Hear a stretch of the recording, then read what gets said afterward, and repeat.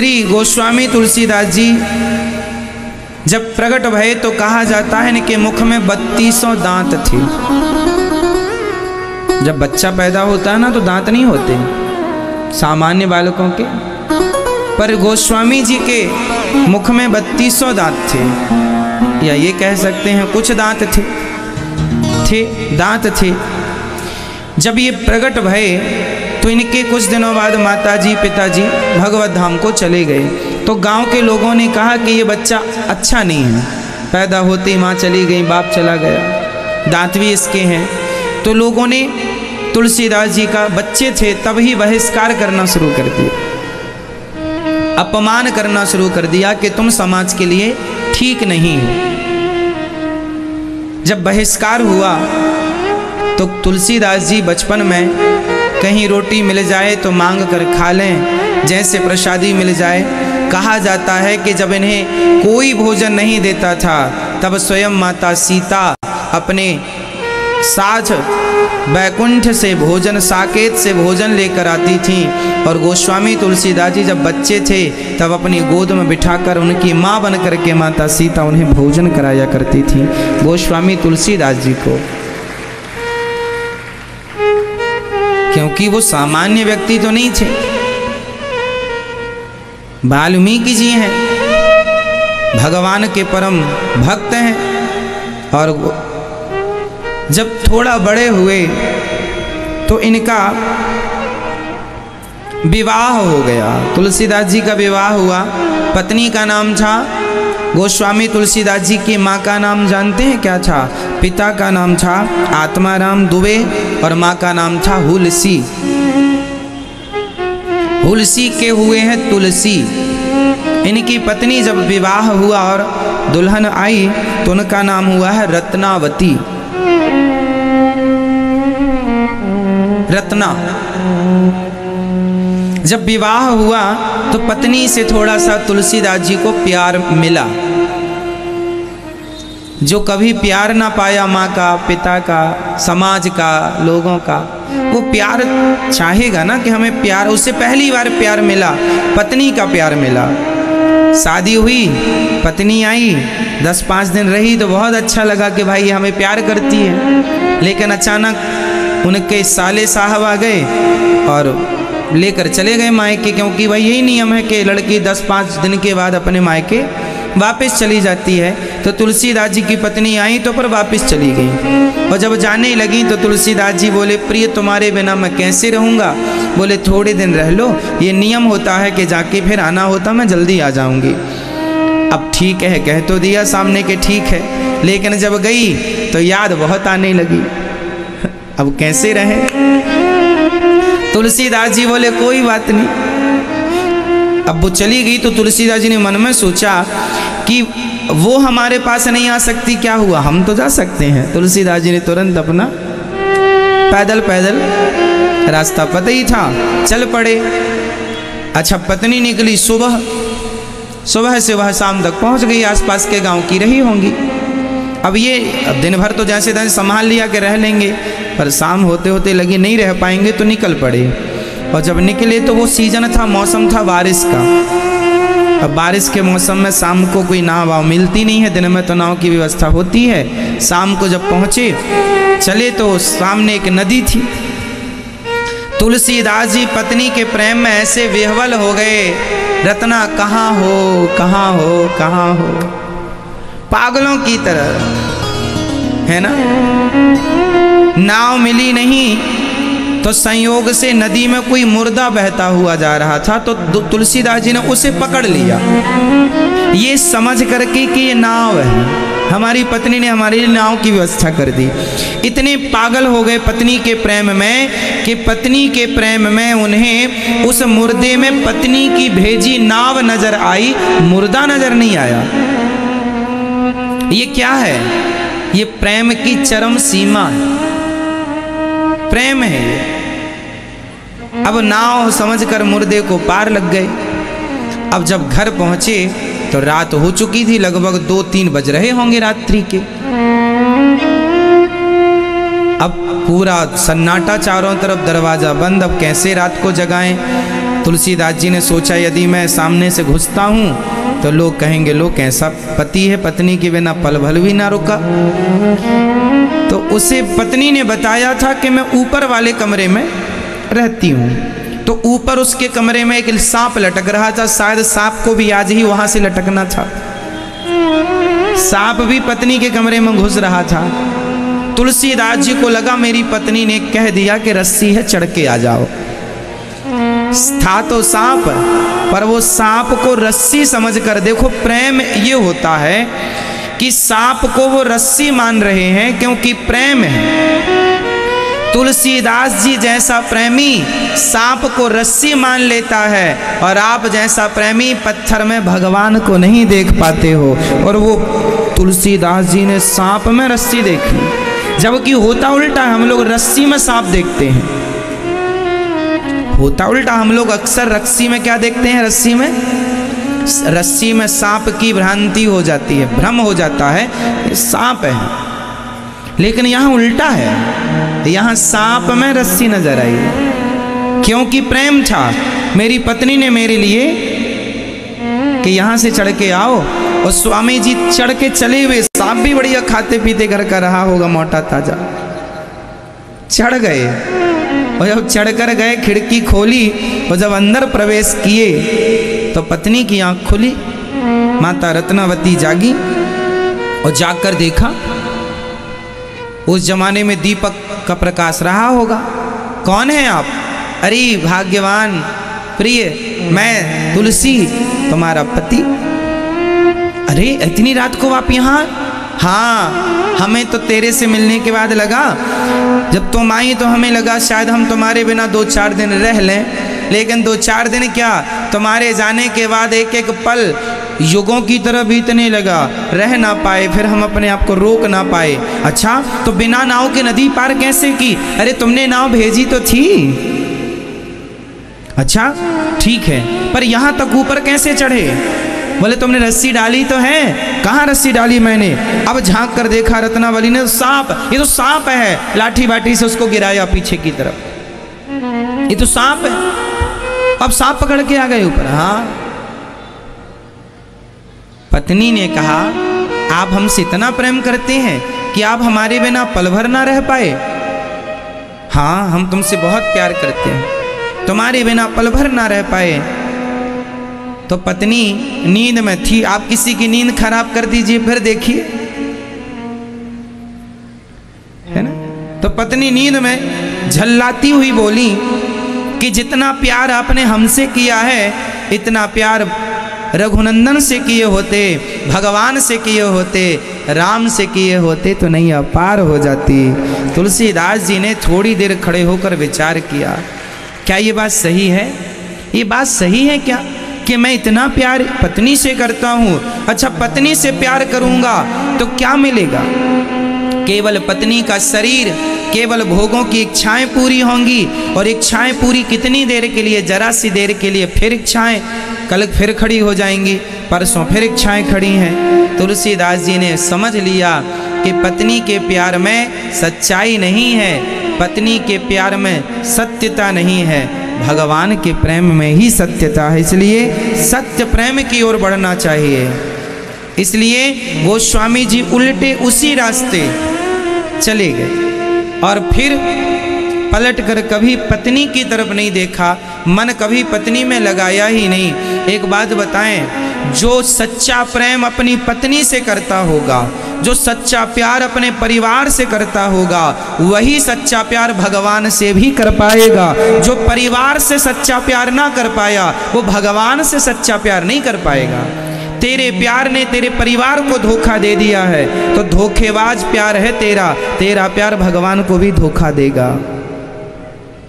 इसलिए तुलसीदास जी का प्यार सच्चा था। तो सच्चा प्यार यदि परिवार से था, तो बस उन्होंने परिवार की जगह भगवान को ही तो बिठाया है। जो प्यार पत्नी से था, वही प्यार भगवान से कर लिया। सिंपल है। जितना प्यार आप पुत्र परिवार से करते हैं, उतना प्यार भगवान से कर लेंगे तो कल्याण हो जाएगा। प्यार उतना ही करना है, बस परिवार की जगह भगवान को बिठा लीजिए। तुलसीदास जी की तरह। कुछ लोग कहते हैं कि तुलसीदास जी पत्नी के कहने से साधु बन गए, संत बन गए, तुलसीदास हो गए। अब बताओ, पत्नी के डांटने से कोई तुलसीदास होता तो आज घर घर तुलसीदास होते, क्योंकि रोज डांट पड़ रही है पत्नी की। क्यों? पत्नियां तो रोज जमा देती हैं 2-4 डांट, लेकिन कहाँ कोई निकल रहा है घर से, कहाँ इतना त्याग और वैराग्य है तुलसीदास जी की तरह। आजकल का तो आदमी लातें खा खा के भी घर पे ही पड़ा है, लातें बातें खूब खाता और घर नहीं छूटता। वो तुलसीदास जी हैं कि एक बात ने घर छोड़ दिया। बात में बड़ा दम होता है मेरी माँ। एक बात ऐसी है, कहते हैं बातन हाथी पाइए, बातन हाथी लात। आपकी बातें अच्छी होंगी तो बातों के बल पर हाथी दान में मिल जाएगा, और बातें बिगड़ गई, शब्द बिगड़ गए तो हाथी के पांव के नीचे भी दबा दिए जाओगे। तो बातन हाथी पाइए, बातन हाथी लात।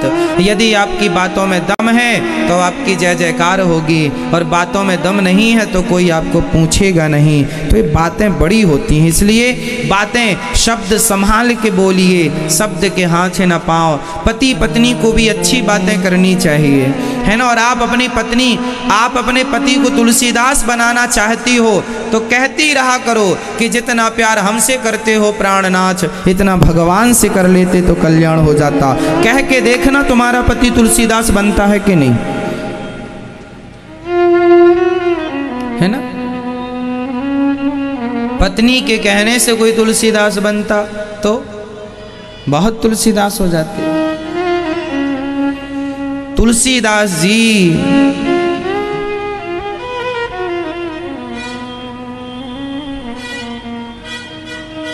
तुलसी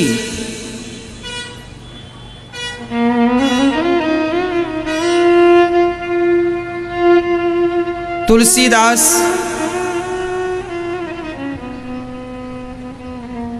जब वहां से निकले, सबसे पहले तुलसीदास जी प्रयाग आए। प्रयाग में स्नान किया, फिर यहाँ वहाँ संतों की खूब शरणागति की। फिर तुलसीदास जी ने खूब भारत का भ्रमण किया। ऐसा कोई गांव नहीं होगा शायद जिस गांव में तुलसीदास जी ना गए हों। हर राज्य का भ्रमण किया, हर तीर्थ का भ्रमण किया। इसलिए रामचरितमानस में सिर्फ अवधी भाषा नहीं है, भारत के गांव गांव में बोली जाने वाली सारी भाषाएं आपको श्री रामचरितमानस में प्राप्त हो जाएंगी। चाहे वह भाषा मध्य प्रदेश की हो, चाहे वह भाषा उत्तर प्रदेश की हो, चाहे वह भाषा पंजाब की हो, चाहे वह भाषा हरियाणा की हो, जम्मू कश्मीर की हो, चाहे वह बिहार की हो, चाहे वह महाराष्ट्र की हो, उत्तराखंड मीन्स ऊपर की तरफ की भाषा हो, दक्षिण की भाषा हो, पश्चिमी भाषा हो, या कोई भी भाषा, पूर्वी भाषा हो, हर भाषा का कहीं ना कहीं थोड़ा ही सही पर जिक्र हर भाषा का गोस्वामी जी ने रामचरितमानस में रखा। मूल रूप से तो अवधी भाषा है, पर केवल अवधी है ऐसा नहीं है, सभी भाषाओं का समन्वय रामचरितमानस में। फिर गोस्वामी तुलसीदास जी के बारे में कथा मिलती है कि तुलसीदास जी रोज राम कथा सुनाया करते थे। एक दिन क्या हुआ, तुलसीदास जी रोज शौच करने के लिए ना खुले मैदान में जाया करते थे, खेतों में। तो शौच का जो पानी बच जाता था वह एक वृक्ष की जड़ में डाल दिया करते थे। संयोग से उस वृक्ष में एक प्रेत रहा करता था, और प्रेत लोग ना ये गंदा पानी ही पीते हैं, शौच औच का जो बच के फेंक जाए वो पानी पीते हैं। इसलिए आजकल सारे, पहले ज्यादा प्रेत भूत थे, आजकल कम। आजकल सब प्यासे ही मर गए, क्योंकि खुले में कोई शौच जाता नहीं और पानी फेंकता नहीं, सब प्यासे मर गए। पहले ज्यादा भूत प्रेत थे, क्योंकि लोग खुले में शौच करने जाते थे, बचे हुए पानी को फेंक देते थे तो प्रेत उसे पी पा लेता था। अब सब टॉयलेट घर में यूज करते हैं, अब कोई फेंकता नहीं है वैसा, सब प्यासे मर रहे हैं प्रेत वगैरह। तुलसीदास जी की कथा में एक चरित्र है ये कथा कि वह पानी जब फेंकते थे तो एक दिन वह प्रेत प्रकट हो गया और तुलसीदास जी से बोला, तुमने हमें खूब पानी पिलाया है, अब तुमसे हम बड़े प्रसन्न हैं, बताओ तुम क्या चाहते हो। अच्छा, आपके सामने कोई प्रेत व्रेत प्रसन्न हो जाए, कहे कि हम तुमसे बड़े प्रसन्न हैं, बताओ क्या चाहिए, तो आप क्या मांगेंगे प्रेत से? क्या मांगेंगे आप? मैया क्या मांगोगी आप? क्या मांगेंगे आप बताइए? मैया आप क्या मांगोगी? आप तो प्रेत से भी कह दोगी कि हे भगवान, हे प्रेत देवता, बहू का बेटा हो जाए बहू को, और बेटे की अच्छी नौकरी लग जाए और अच्छा काम धाम चालू हो जाए हमारा। आप तो प्रेत से भी निचोड़ लेंगे। लेकिन गोस्वामी तुलसीदास जी से प्रेत ने कहा, कुछ मांगो, हम तुमसे बड़े प्रसन्न हैं। तो तुलसीदास जी ने कहा, आप देना चाहते हैं तो मुझे मेरे प्रभु राम का मुझे दर्शन करा दो। देखो, प्रेत से तुलसीदास जी ने मांगा।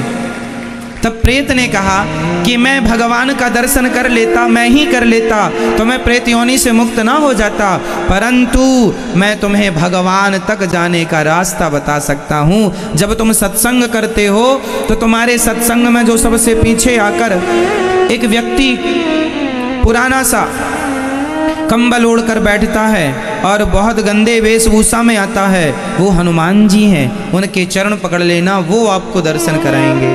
तुलसीदास जी को भगवान तक पहुंचने का प्रथम रास्ता एक प्रेत ने बताया है। यदि आपका संकल्प सच्चा है भगवान तक पहुंचने को, तो भगवान तक प्रेत भी आपको पहुंचा सकता है। सदगुरु की तो छोड़ ही दीजिए तो गुरु कहाँ पहुंचा देगा, प्रेत भी पहुंचा सकता, यदि संकल्प मजबूत है। शिव संकल्प मस्तु, सत्य संकल्प है तो। गोस्वामी जी चले सत्संग, वो राम कथा रोज सत्संग करते थे। गोस्वामी तुलसीदास जी रोज सत्संग करते थे, जहाँ रहते वहाँ गांव के 10-20 लोग आकर प्रेम से सत्संग करते। अब तुलसीदास जी ने देखा कि पीछे एक आदमी तो आता है बिल्कुल गंदा सा।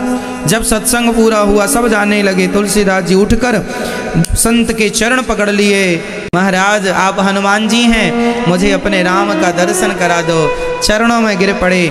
उन्होंने कहा, मैं तो सामान्य गुरुजी आपकी कथा सुनने आता हूँ। बहुत बहाने किए हनुमान जी ने, पर तुलसीदास जी की श्रद्धा के आगे एक बहाने ना चले। अंत में तुलसीदास जी के आगे उन्हें अपने हनुमान जी के रूप में प्रकट होना पड़ा। ना जाने किस रूप में नारायण मिल जाए, हो सकता है इस कथा में भी कहीं हनुमान जी बैठे हों, हमें क्या पता। तुलसीदास जी जैसे पारखी हों तो हनुमान जी को पहचान भी लें। हम तो पारखी भी नहीं, इसलिए कहता हूं, इसलिए ये दास, इसलिए संत जन कहते, कबीरा इस संसार में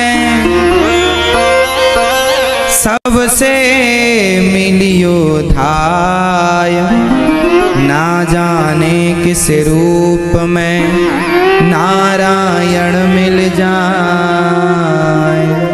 कबीरदास जी कहते हैं, ना जाने किस रूप में भगवान का दर्शन हो जाए। इसलिए सब में निज प्रभु मैं देख ही जगत, सिय राम मैं सब जग जानी, सर्वम खल विदम ब्रह्म।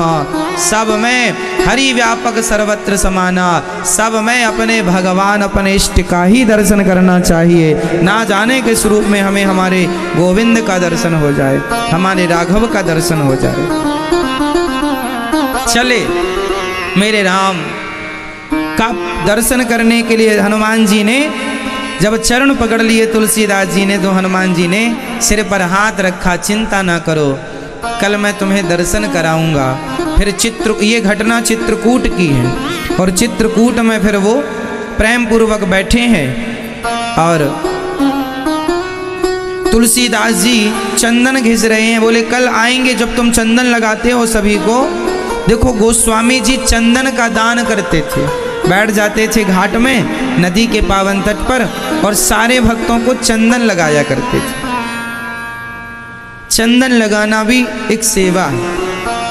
गोस्वामी जी सबको लगाते। राम जी आकर जब लगवाने लगे, आज राम जी आए हैं गोस्वामी जी से चंदन लगवाने, तब हनुमान जी को कहना पड़ा, चित्रकूट के घाट में भई संतन की भीड़, तुलसीदास चंदन घिसे तिलक ले रघुवीर। जब कहा तब तुलसीदास जी पहचान गए ये राम हैं, चरणों में गिर पड़े। राम जी को रोज चंदन लगाते थे तुलसीदास जी, पर पहचाने कब, जब कोई संत ने अवगत कराया, जब कोई संत ने कृपा की। भगवान तो हमसे रोज मिलते हैं, पर जब तक गुरु कृपा नहीं करते तब तक उन परमात्मा को पहचानने की सामर्थ्य नहीं आती। वो सामर्थ्य गुरु कृपा से मिलती। इसलिए गुरुजनों की शरण में रहने से हम सबका कल्याण होता है।